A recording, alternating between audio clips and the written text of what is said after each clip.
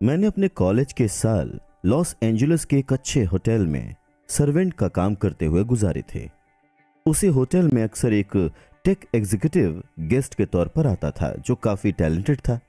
उसने 20-21 साल की एज में ही वाईफाई का एक इम्पॉर्टेंट पार्ट डिजाइन करके पेटेंट करवाया था। उसने कई कंपनियां शुरू की थीं, फिर उन्हें बेच भी दिया था। सिंपल वर्ड्स में कहें तो वो काफी सक्सेसफुल था। पैसे के साथ उसका जो रिलेशन था उसे मैं इनसिक्योरिटी और बच्चों की तरह की जाने वाली बेवकूफी का कॉम्बिनेशन कहूंगा।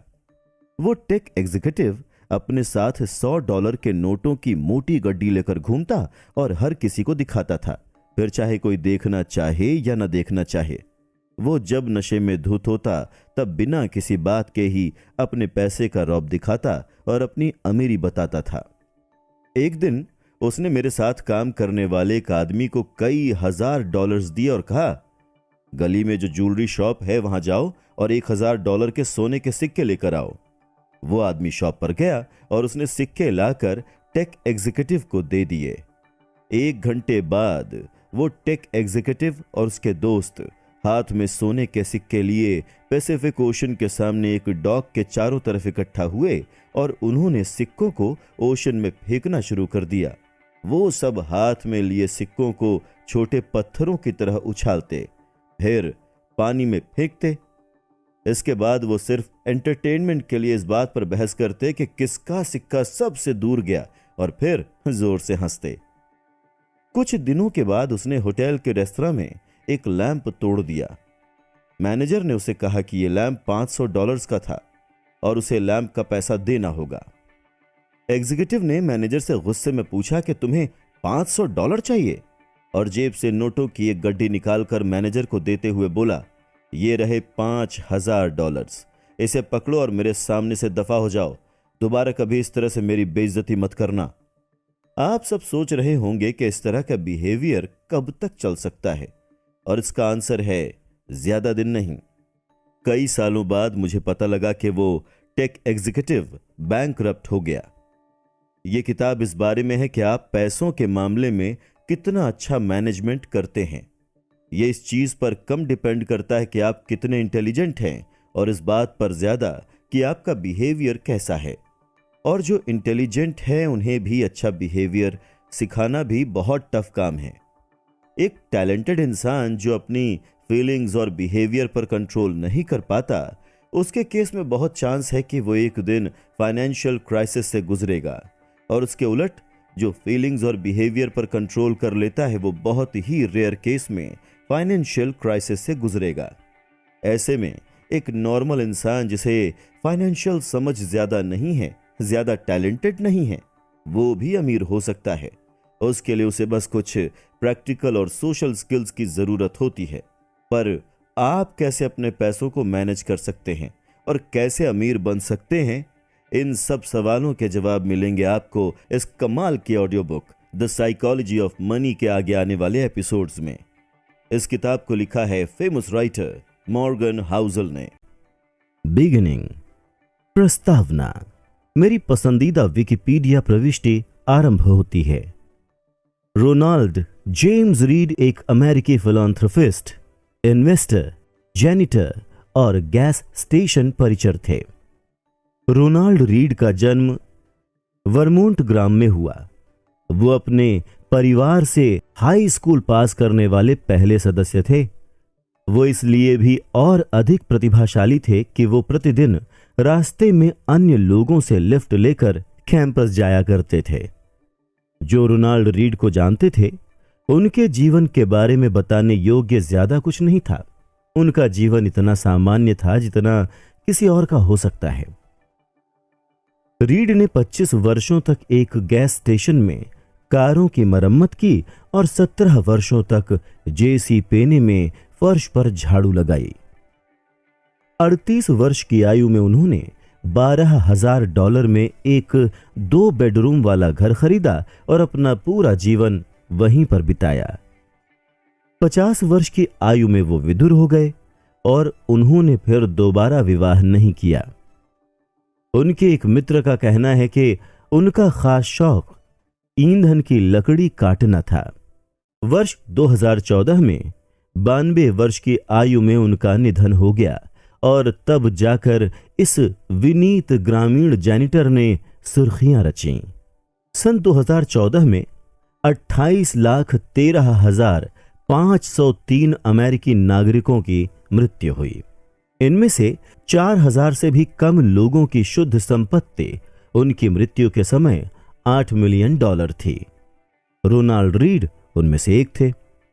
अपनी वसीयत में इस पूर्व जैनिटर ने अपने सौतेले बच्चों के लिए $2 मिलियन और स्थानीय अस्पताल एवं पुस्तकालय के लिए $6 मिलियन छोड़े थे। जो रीड को जानते थे वो चकराए हुए थे। उनके पास आखिर इतना सारा पैसा आया कहां से? बाद में पता चला कि इसमें कोई भी रहस्य नहीं था। ना तो उन्होंने कोई लॉटरी जीती थी और ना ही उन्हें यह पैसा विरासत में मिला था। रीड ने जितना संभव था उतनी बचत की और वो पैसा ब्लू चिप स्टॉक्स में लगा दिया। फिर उन्होंने दशकों तक प्रतीक्षा की जब तक वो छोटी सी निवेश राशि बढ़कर $8 मिलियन में बदल नहीं गई। बस इतना ही और बन गए एक जैनिटर से फिलैंथ्रोपिस्ट। रोनाल्ड रीड की मृत्यु से कुछ महीने पहले रिचार्ड नाम का एक और व्यक्ति खबरों में था। रिचार्ड फुस्कोन वो सब कुछ था जो रोनाल्ड रीड नहीं था। हार्वर्ड से पढ़े इस मेरिल लिंच कार्यकारी के पास MBA की डिग्री थी और उसने फाइनेंस बिजनेस में इतनी सफलता प्राप्त की कि लगभग 40 वर्ष की उम्र में ही रिटायर होकर एक फिलैंथ्रोपिस्ट बन गया। पूर्व मेरिल CEO डेविड कोमांस्की ने फुस्कोन की व्यावसायिक कुशाग्रता, नेतृत्व क्षमता, उचित मूल्यांकन और व्यक्तिगत अखंडता की काफी प्रशंसा की। क्रेन्स बिजनेस मैगजीन ने एक बार उसे सफल कारोबारियों की 40 अंडर 40 सूची में शामिल किया। लेकिन फिर ठीक सोने के सिक्के उछालने वाले तकनीकी कार्यकारी की तरह ही सब कुछ बिखर गया। सन 2000 के पहले दशक के बीच फुस्कोन ने ग्रीनविच कनेक्टिकट में एक 18,000 वर्ग फुट के घर का विस्तार करने के लिए जमकर लोन लिया। इस घर में 11 बाथरूम थे, 2 एलिवेटर, 2 स्विमिंग पूल और 7 गैराज थे और इस घर के रखरखाव का मासिक खर्च $90,000 से भी अधिक था। फिर वर्ष 2008 का फाइनेंशियल क्राइसिस आन पड़ा। इस संकट ने वस्तुतः सभी की आर्थिक स्थिति को चोट पहुंचाया। इसने फुस्कोन को प्रत्यक्ष रूप से मिट्टी में मिलाकर रख दिया। अत्यधिक लोन और इटर्नल एसेट्स ने उसे दिवालिया बनाकर छोड़ा। फिलहाल मेरी कोई आमदनी नहीं है, उसने सन 2000 में कथित तौर पर एक दिवालियापन न्यायाधीश को बताया। पहले उसका पाम बीच वाला घर कब्जे में ले लिया गया। सन 2014 में ग्रीनविच मैंशन की बारी थी। अपनी संपत्ति दान में देने से 5 महीने पहले रिचार्ड फुस्कोन का घर, जहां अतिथि घर के अंदर के स्विमिंग पूल के ऊपर आर पार नजारे वाले आवरण पर खाने और नृत्य के रोमांच का स्मरण करते थे, उसे इंश्योरेंस कंपनी द्वारा अनुमानित लागत से 75% कम की राशि में नीलाम कर दिया गया। रोनाल्ड रीड धैर्यवान थे और रिचार्ड फुस्कोन लालची, और बस इतना काफी था दोनों के बीच के शिक्षा और अनुभव के विशाल अंतर को ग्रस्त करने के लिए। यहां सीख रोनाल्ड की तरह ज्यादा या रिचार्ड की तरह कम बनने की नहीं है, हालांकि यह भी कोई बुरी सलाह नहीं है। इन कहानियों की दिलचस्प बात यह है कि फाइनेंस के संबंध में ये कितनी अनोखी हैं।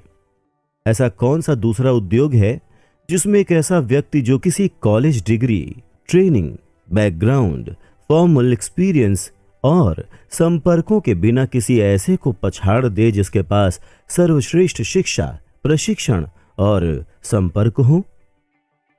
मैं ऐसा कोई और उद्योग नहीं सोच सकता। एक ऐसी कहानी की कल्पना करना जहां रोनाल्ड रीड किसी हार्वर्ड प्रशिक्षित सर्जन से बेहतर हार्ट सर्जरी कर सकें, यह बिल्कुल असंभव है। या फिर श्रेष्ठ प्रशिक्षित आर्किटेक्ट से बेहतर गगनचुंबी इमारतें बना सकें। ऐसी भी कभी कोई कहानी नहीं होगी जहां एक जेनिटर विश्व के किसी जाने माने परमाणु इंजीनियर को मात दे सके। लेकिन इन्वेस्टमेंट के क्षेत्र में ऐसी कहानियां होती हैं। रोनाल्ड रीड के रिचर्ड फुस्कोन का सहवर्ती होने के दो स्पष्टीकरण हैं। पहला, फाइनेंशियल रिजल्ट्स भाग्य द्वारा संचालित होते हैं और इसका बुद्धिमत्ता एवं प्रयास से कोई संबंध नहीं होता। ये कुछ हद तक सच है और ये किताब इस पर विस्तार से चर्चा करेगी। या दूसरा, और जो मेरे अनुसार अधिक सामान्य है, कि फाइनेंशियल सक्सेस कोई कठिन विज्ञान नहीं है। ये एक व्यावहारिक कौशल है जहां आप किसी प्रकार व्यवहार करते हैं। ये अधिक महत्वपूर्ण है बजाय इसके कि आप क्या जानते हैं। मैं इस व्यावहारिक कौशल को धन संपत्ति का मनोविज्ञान कहता हूं। इस किताब का उद्देश्य छोटी कहानियों के द्वारा आपको यह विश्वास दिलाना है कि व्यावहारिक कौशल संपत्ति के तकनीकी पहलू से अधिक महत्वपूर्ण है। मैं ऐसा इस प्रकार करूंगा कि सभी रीड से लेकर फुस्कोन और बीच में बाकी सब बेहतर फाइनेंशियल डिसीजंस लेना सीख सकें। और जैसा कि मैंने जाना है, यह व्यावहारिक कौशल काफी अगोचर है। फाइनेंस को मुख्य तौर पर गणित आधारित क्षेत्र के रूप में पढ़ाया जाता है, जहां आप किसी फॉर्मूले में डेटा डालते हैं और फॉर्मूला आपको बताता है कि आपको क्या करना है, और यह मान लिया जाता है कि आप बस ये कर लेंगे, और फॉर्मूला आपको बताता है कि क्या करना है। पर्सनल फाइनेंस में यह सच है, जहां आपको बताया जाता है कि आपके पास 6 माह की आपातकालीन राशि और आय का 10% बचत के रूप में होना चाहिए। इन्वेस्टमेंट में यह सच है, जहां हमें इंटरेस्ट रेट और मूल्यांकन के बीच पहले से ही कोरिलेशन यथार्थ रूप में पता होता है। और यह कॉरपोरेट फाइनेंस में भी लागू होता है, जहां CFO पूंजी का सटीक मूल्य माप सकते हैं। ऐसा नहीं है कि इनमें से कोई भी बात बुरी या गलत है। बात यह है कि यह जानने से कि क्या करना है और आपको यह पता नहीं चलता कि जब आप ऐसा करने की कोशिश करेंगे तो आपके दिमाग में क्या कुछ होगा।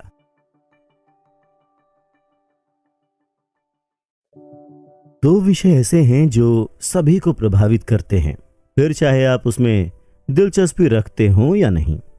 स्वास्थ्य और धन। स्वास्थ्य सेवा उद्योग आधुनिक विज्ञान की एक विजय है, जिसमें विश्व भर में लाइफ एक्सपेक्टेंसी बढ़ रही है। वैज्ञानिक आविष्कारों ने मानव शरीर के क्रिया संबंधी डॉक्टरों के पुराने विचार को पलट कर रख दिया है, और इसके कारण वस्तुतः सभी बहुत अधिक स्वस्थ हैं। धन उद्योग इन्वेस्टमेंट, पर्सनल फाइनेंस, व्यवसाय आयोजन, ये अलग ही कहानी है। फाइनेंस ने पिछले 2 दशकों में विश्वविद्यालयों में सबसे होशियार दिमाग वालों को बटोरा है। 1 दशक पहले प्रिंसटन स्कूल ऑफ इंजीनियरिंग में फाइनेंशियल इंजीनियरिंग सबसे लोकप्रिय मुख्य विषय था। क्या ये इस बात का प्रमाण है कि इससे हम बेहतर निवेशक बने हैं? मुझे तो ऐसा नहीं लगता। वर्षों की सामूहिक प्रयत्न त्रुटि विधि से हमने बेहतर किसान, कुशल प्लम्बर और विकसित रसायनज्ञ बनना सीखा है। लेकिन क्या प्रयत्न त्रुटि विधि ने हमें अपने पर्सनल फाइनेंस में बेहतर होना सिखाया है? क्या कर्ज में डूबने की हमारी संभावना कम हुई है, या फिर क्या हम बुरे दिनों के लिए बचत करने के लिए अधिक योग्य हैं, या रिटायर होने को अधिक तैयार हैं, या फिर धन दौलत हमारे सुख के लिए क्या करता है और क्या नहीं? क्या इस बारे में हमारे विचार रियलिस्टिक हैं? मैंने तो इन बातों का कोई दमदार प्रमाण नहीं देखा। मेरे अनुसार ऐसा होने का कारण यह है कि हम धन दौलत के बारे में जो कुछ सोचते हैं और सीखते हैं वो बिल्कुल उसी प्रकार है जैसे हम फिजिक्स सीखते हैं, नियमों और विधियों के साथ, न कि साइकोलॉजी की तरह भावनाओं और बारीकी से। और ये मेरे लिए उतना ही दिलचस्प है जितना कि जरूरी। पैसा हर जगह है, ये हम सबको प्रभावित करता है और हम में से अधिकांश को भ्रमित भी करता है। हर कोई पैसे के बारे में कुछ अलग ही ढंग से सोचता है। ये हमें ऐसे सबक सिखाता है जो हमारे जीवन के कई पहलुओं में लागू होते हैं, जैसे जोखिम उठाना, आत्मविश्वास और सुख। कुछ विषय ऐसे हैं जो ये जानने और समझने के लिए अधिक शक्तिशाली मैग्नीफाइंग लेंस प्रदान करते हैं कि लोग जिस प्रकार पैसे के प्रति आचरण करते हैं वो आखिर ऐसा क्यों करते हैं। ये पृथ्वी पर सबसे बड़े प्रदर्शनों में से एक है। धन दौलत की साइकोलॉजी के प्रति मेरा स्वयं का एप्रिसिएशन इस विषय पर 1 दशक से भी अधिक लेखन के द्वारा विकसित हुआ है। मैंने फाइनेंस संबंधी लेखन सन 2008 के शुरुआती दिनों में आरंभ किया। यह एक फाइनेंशियल क्राइसिस का भोर काल था और 80 वर्षों की सबसे बुरी मंदी। ये लिखने के लिए कि क्या हो रहा है, मेरे लिए यह समझना जरूरी था कि आखिर क्या हो रहा था।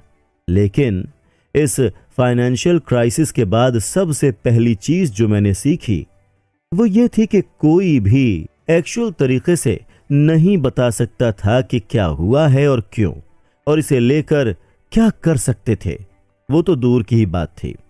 हर अच्छे स्पष्टीकरण के लिए उतना ही विश्वसनीय खंडन भी था। इंजीनियर किसी पुल के ढहने का कारण बता सकते हैं क्योंकि इस बात पर सहमति है कि अगर किसी हिस्से में एक निश्चित मात्रा में बल डाला जाए तो वो हिस्सा टूट जाएगा। फिजिक्स विवादास्पद नहीं होती, वो नियमों से चलती है। फाइनेंस अलग है, ये लोगों के आचरण से चलता है और मैं कैसा व्यवहार करता हूं ये मेरे लिए सही हो सकता है पर फिर भी आपको मूर्खतापूर्ण लग सकता है। फाइनेंशियल क्राइसिस के बारे में जितना मैंने पढ़ा और लिखा उतना ही मुझे एहसास हुआ कि आप इसे फाइनेंस के बजाय साइकोलॉजी और इतिहास के लेंस के द्वारा बेहतर समझ सकते हैं। यह समझने के लिए कि लोग कर्ज में क्यों डूब जाते हैं आपको ब्याज दर की रिसर्च करने की जरूरत नहीं है। आवश्यकता यह है कि आप लालच, असुरक्षा और आशावाद के इतिहास की रिसर्च करें, यह जानने के लिए कि निवेशक शेयर मार्केट के तल पर क्यों बेच देते हैं। आपको भविष्य के अपेक्षित रिटर्न का गणित समझने की जरूरत नहीं है। जरूरत यह है कि आप उस व्यथा के बारे में सोचें जो आपको अपने परिवार की ओर देखकर होगी अगर आपका इन्वेस्टमेंट उनके भविष्य को खतरे में डाल रहा हो। मुझे वोल्टेयर का यह अवलोकन बहुत पसंद है कि इतिहास कभी खुद को नहीं दोहराता, मनुष्य हमेशा दोहराता है। पैसे को लेकर हमारा आचरण कैसा है इस बात पर यह बहुत अच्छे से लागू होता है। सन 2018 में मैंने उन 20 सबसे महत्वपूर्ण खामियों, पूर्वाग्रहों और बुरे व्यवहार के कारणों को रेखांकित करते हुए एक रिपोर्ट लिखी जिसे मैंने धन संबंधी लेन देन में लोगों को प्रभावित करते देखा है। इसका शीर्षक धन संपत्ति का मनोविज्ञान या फिर द साइकोलॉजी ऑफ मनी था और लगभग 10 लाख से भी अधिक लोगों ने इसे पढ़ा। इस किताब ने इस विषय का और गहराई से ओवरव्यू किया है। रिपोर्ट में से कुछ लघु पैसेजेस बिना किसी बदलाव के लिए गए हैं। आपके हाथ में फिलहाल ये 20 चैप्टर्स हैं जिनमें से हर एक मेरे अनुसार धन संपत्ति के मनोविज्ञान की सबसे महत्वपूर्ण और कॉग्निटिव कैरेक्टरिस्टिक्स का वर्णन करता है। सभी चैप्टर्स एक मूल विषय के इर्द गिर्द घूमते हैं लेकिन साथ ही अपना एक अस्तित्व भी रखते हैं और स्वतंत्र रूप से भी सुने जा सकते हैं। ये एक लंबी किताब नहीं है तो आपका स्वागत है। अधिकतर लिसनर्स उन पुस्तकों को समाप्त नहीं कर पाते जिन्हें वो सुनना आरंभ करते हैं या पढ़ना आरंभ करते हैं क्योंकि अधिकांश इकलौते विषयों को 300 पेजेस के विवरण की आवश्यकता नहीं होती। इसके बदले मैं 20 छोटे चैप्टर्स लिखना पसंद करूंगा जिन्हें आप समाप्त कर सकें, बजाय एक लंबी किताब के जिसे आप बीच में ही पढ़ना या सुनना छोड़ दें। तो अब हम आगे बढ़ते हैं।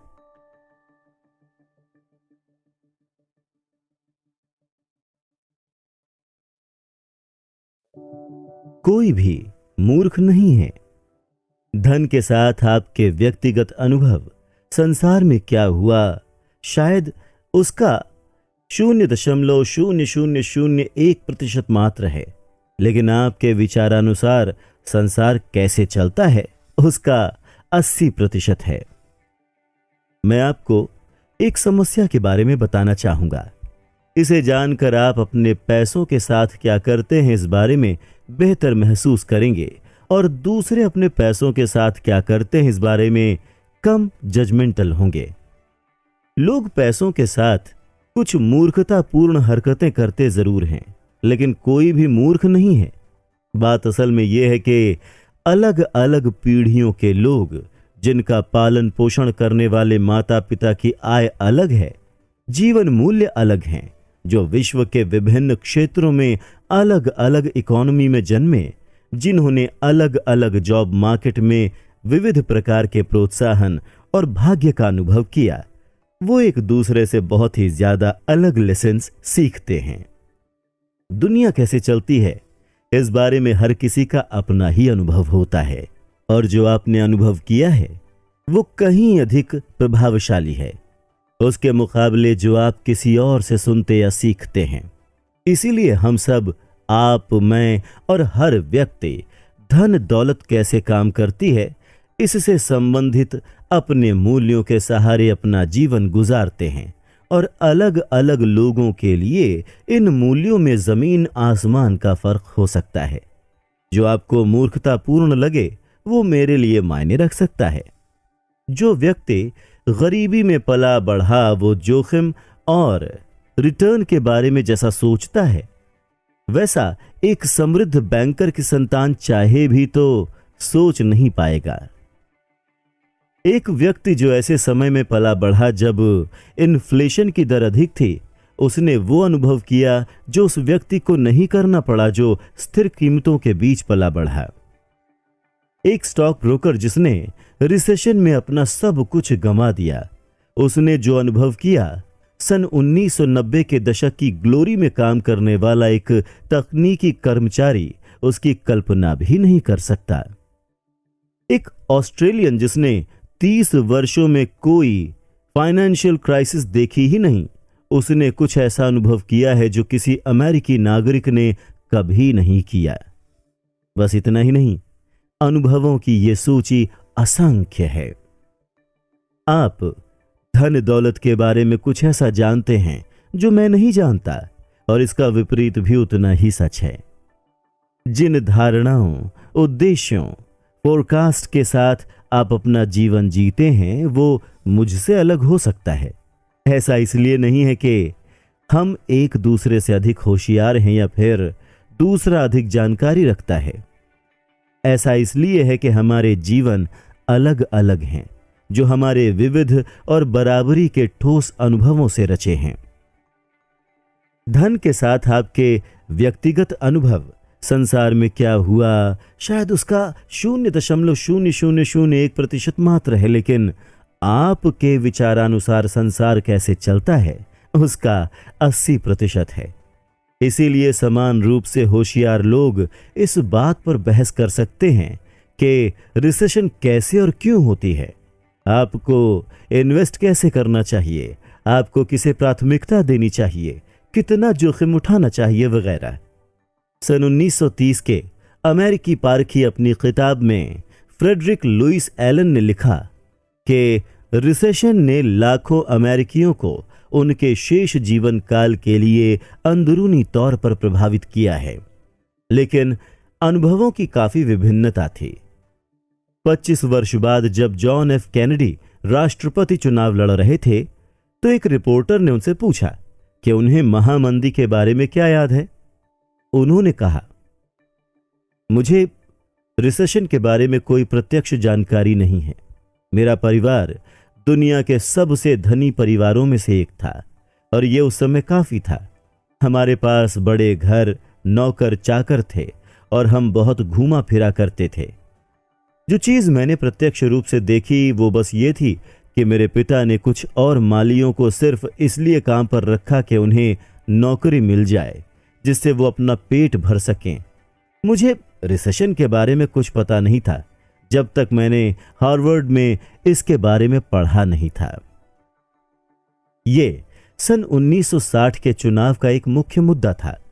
लोगों को लगा कि कैसे कोई व्यक्ति इकोनॉमी की बागडोर संभाल सकता था जिसे पिछली पीढ़ी के सबसे बड़े फाइनेंशियल क्राइसिस की कोई जानकारी ही नहीं थी। इसका कंपनसेशन काफी हद तक JF कैनेडी के द्वितीय विश्व युद्ध के अनुभव के द्वारा हो गया। ये पिछली पीढ़ी में व्यापक एक दूसरा भावनात्मक अनुभव था जो उनके मुख्य प्रतिद्वंदी हुबर्ट हम्फ्रे के पास नहीं था। हमारे सामने चुनौती यह है कि स्टडी या ओपन माइंडेडनेस की कोई भी मात्रा भय और अनिश्चितता की शक्ति को उत्पन्न नहीं कर सकते। मैं इस बारे में पढ़ सकता हूं कि रिसेशन में अपना सब कुछ गंवा देना कैसा रहा होगा, लेकिन मेरे मन में उन लोगों की तरह भावनात्मक घाव नहीं है जिन्होंने वास्तव में वो अनुभव किया। और कोई ऐसा व्यक्ति जिसने ये सब अनुभव किया है वो नहीं समझ सकता कि मेरे जैसा व्यक्ति स्टॉक्स खरीद कर रखने जैसे विषयों में असावधान कैसे हो सकता है। हम दुनिया को बिल्कुल अलग नजरिए से देखते हैं। स्प्रेडशीट बड़ी स्टॉक मार्केट गिरावटों की ऐतिहासिक फ्रीक्वेंसी का मॉडल पेश कर सकती है, लेकिन स्प्रेडशीट उस भावना का मॉडल पेश नहीं कर सकती जो आप घर पहुंचकर अपने बच्चों की ओर देखकर सोचते हुए अनुभव करेंगे कि आपने ऐसी गलती की है जिससे उनका जीवन प्रभावित हो सकता है। इतिहास पढ़ने से आपको यह जरूर लगता है कि आप कुछ जानते हैं, लेकिन जब तक आपने उसे जिया ना हो और उसके नतीजों को व्यक्तिगत तौर पर महसूस न किया हो, आप उसे इतना नहीं समझ पाएंगे जिससे आपके व्यवहार में बदलाव आ सके। हम सबको लगता है कि हम जानते हैं कि दुनिया कैसे चलती है, लेकिन हम सब ने इसके एक तिनके मात्र का ही अनुभव किया है। जैसा कि निवेशक बैटनिक कहते हैं, कुछ सबक ऐसे होते हैं जिन्हें समझने से पहले हमें उनका अनुभव करना आवश्यक है, और हम सब किसी न किसी तरह इस सच के शिकार हैं। सन 2006 में national bureau of economics research के इकोनॉमिस्ट्स अल्राइक मेलमेंडियर और स्टीफन नेगल ने सर्वे ऑफ कंज्यूमर फाइनेंसेस के 50 वर्ष के कार्य का अध्ययन किया, जिसमें अमेरिकी लोग अपने पैसे के साथ क्या करते हैं इस विषय पर विस्तृत जानकारी थी। थियरी के अनुसार लोगों को अपने निवेश संबंधी निर्णय अपने लक्ष्यों और उस समय में उपलब्ध फाइनेंशियल ऑप्शंस के अनुसार लेने चाहिए, लेकिन लोग ऐसा करते नहीं। इकोनॉमिस्ट्स ने पाया कि लोगों के जीवन भर के फाइनेंशियल डिसीजंस उनके उन अनुभवों से दृढ़तापूर्वक जुड़े होते हैं जो उन्होंने अपने जीवन काल में शुरुआती दौर में एक्सपीरियंस किए थे। अगर आप ऐसे समय में बड़े हुए जब इन्फ्लेशन की दर अधिक थी, तो आपने आगे जाकर अपना पैसा बॉन्ड में कम निवेश किया उनके मुकाबले जो कम इन्फ्लेशन के समय में पले बढ़े। अगर आप ऐसे समय में पले बढ़े जब स्टॉक मार्केट मजबूत था, तो आपने आगे जाकर अपना पैसा बॉन्ड में अधिक निवेश किया उनके मुकाबले जो स्टॉक मार्केट कमजोर होने के समय में पले बढ़े। इकोनॉमिस्ट ने लिखा, हमारी खोज दर्शाती है कि एक इन्वेस्टर की जोखिम उठाने की स्वेच्छा उसके व्यक्तिगत इतिहास पर निर्भर करती है, न तो बुद्धिमत्ता, न शिक्षा और न ही सोफिस्टिकेशन, मात्र संयोग कि आप कब और कहां जन्मे। फाइनेंशियल टाइम्स ने सन 2019 में प्रसिद्ध बॉन्ड मैनेजर बिल ग्रॉस का इंटरव्यू किया। ग्रॉस मानते हैं कि आज वो जहां हैं वहां नहीं होते अगर वो एक दशक पहले या एक दशक बाद जन्मे होते। लेख का कहना था, ग्रॉस के करियर ने ढहती ब्याज दरों के साथ अच्छा मेल खाया, जिससे बॉन्ड की कीमतों को अनुवाद मिल गया। इस तरह की घटनाओं से न सिर्फ आपको मिलने वाले अवसर प्रभावित होते हैं, इससे जब वो अवसर आपकी ओर आते हैं तो उन अवसरों के बारे में आपकी सोच भी प्रभावित होती है। ग्रॉस के लिए बॉन्ड पैसा बनाने की मशीन के समान थे। उनके पिता की पीढ़ी के लिए जो इन्फ्लेशन की ऊंची दर के समय बड़े हुए और उसे झेला, बॉन्ड धन भस्मक प्रतीत होंगे।